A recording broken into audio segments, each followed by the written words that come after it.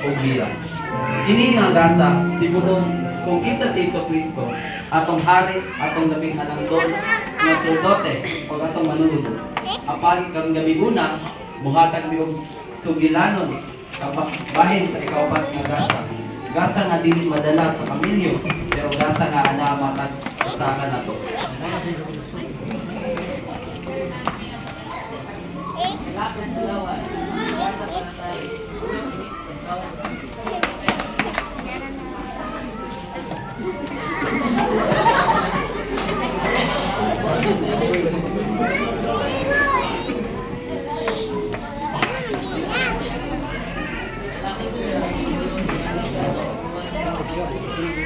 Apat, murag adunay kulang.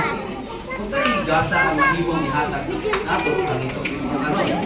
Dili kini makita sa bahandi, dili kini mahimong palit. Kini nga gasa mula og gikan sa kasing-kasing.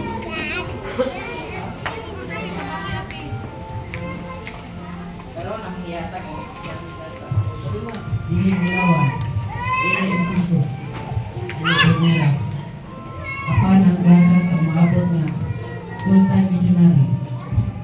Kini nga future missionary name tags nagsimbolo sa ilang pagkamaandam sa pagsugod ni Kristo, sa paglakaw sa iyang dalan, sa pagpanudlo sa iyang ebanghelyo, o sa pag-alagad isip mga instrumento sa iyang mga kamot.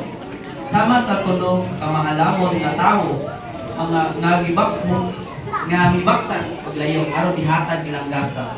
Kini nga mga batanon ubiya usab sa ilang panimalay sa umaabot aron magdala og kahayag paglaom ng ebanghelyo sa kalibutan. Mao kini ang among gasa kang Jesucristo. Ang among commitment sa pagsugod sa pag-andam o pagserbisyo sa isip iyang mga misyonaryo. Karong Pasko, tinawag atong hinumduman nga ang pinakadako nga gasa atong mahatag sa manluluwas mao ang kaugalingon.